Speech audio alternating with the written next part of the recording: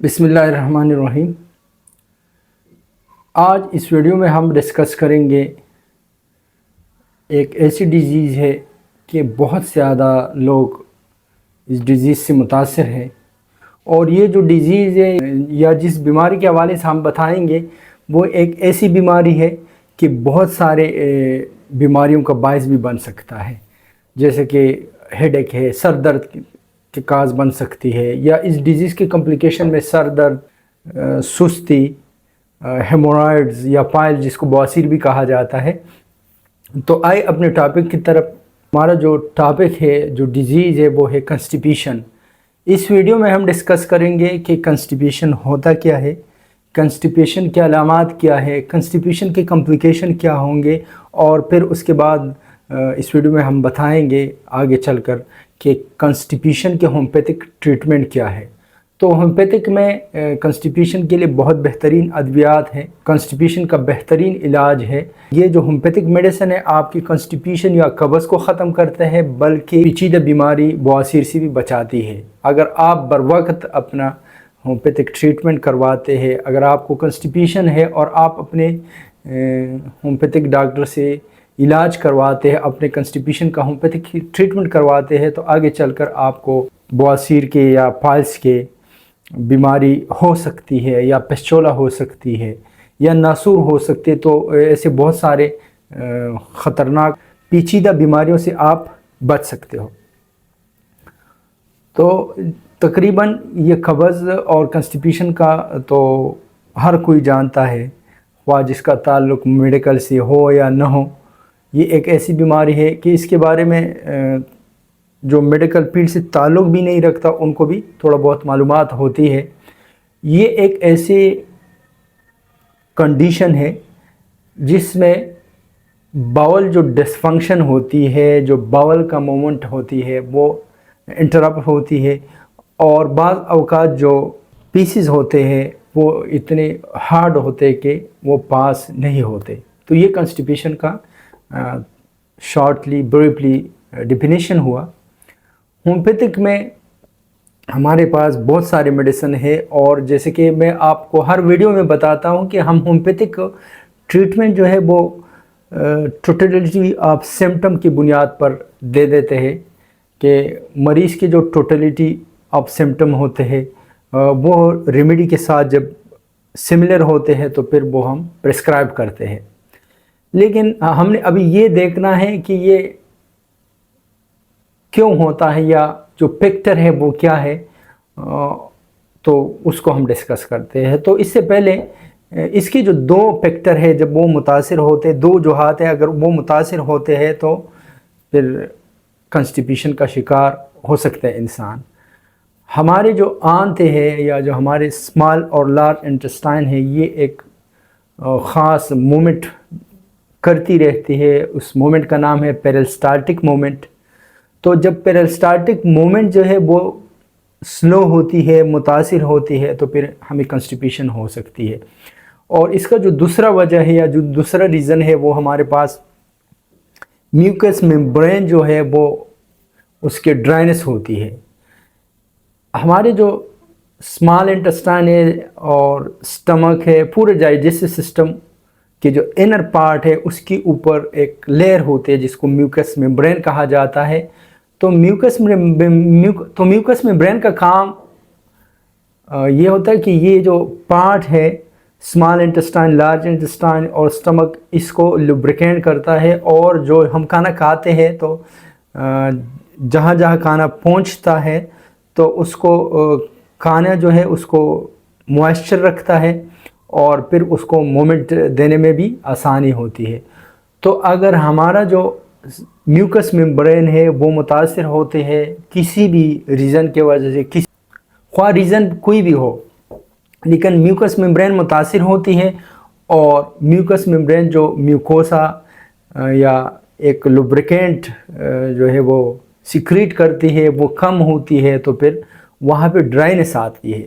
तो दो वजूहात है कि जिसके वजह से इंसान को कंस्टिपेशन हो सकती है। एक peristaltic movement of small and large intestine जब वो मुतासिर होती है, और दूसरा जो म्यूकस मेम्ब्रेन है वो म्यूकोसा को کم مقدار میں سیکریٹ کرتے ہیں، تو جس کے وجہ سے ڈرائنس پیدا ہوتی ہے، تو پھر بھی کنسٹیپیشن کی جو شکایت ہے وہ ہو سکتی ہے۔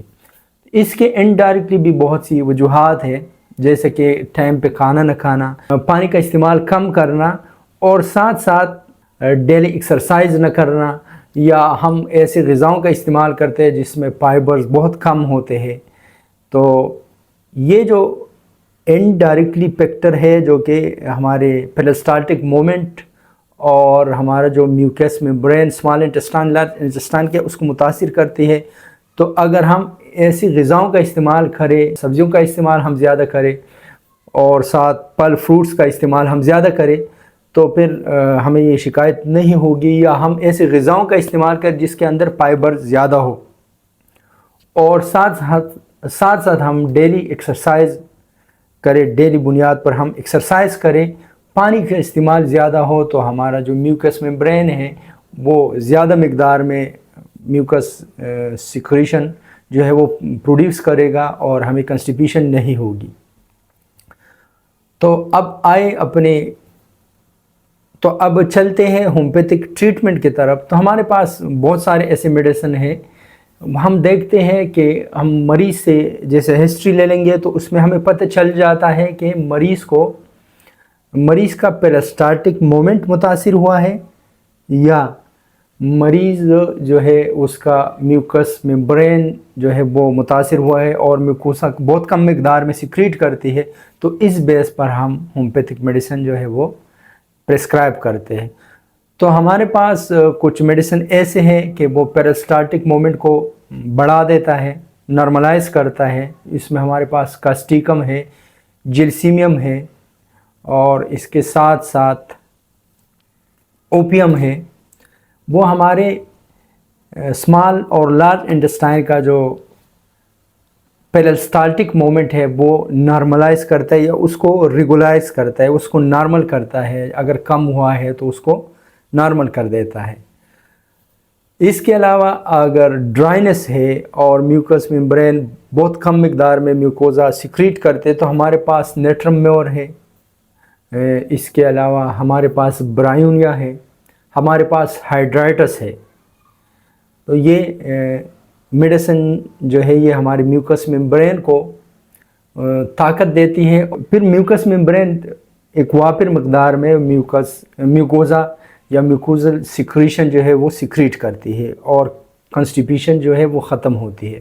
اس ویڈیو میں یہ بھی بتائیں گے کہ نیٹرم میور کا استعمال کب کریں گے، کاسٹیکم کا استعمال ہم کب کریں گے، برایونا کا استعمال ہم کب کریں گے، اور اس کے علاوہ جو ہے وہ ہم سیلیشیا کا استعمال کب کریں گے۔ تو آج اس ویڈیو میں دو میڈیسن کو ڈسکس کریں گے کہ وہ پیریسٹالٹک مومنٹ کو نارمل کرتی ہے یا بڑھاتی ہے۔ وہ ہمارے پاس ہے کاسٹیکم۔ تو کاسٹیکم کی یہ خاصیت ہے کہ یہ جو ہمارے مسلز ہے اس میں ویکنس آ جاتی ہے، ایپیتھیلیل ٹیشو ہوتے ہیں اس میں ویکنس آ جاتی ہے، اور جو پیریسٹالٹک مومنٹ ہے وہ متاثر ہوتی ہے۔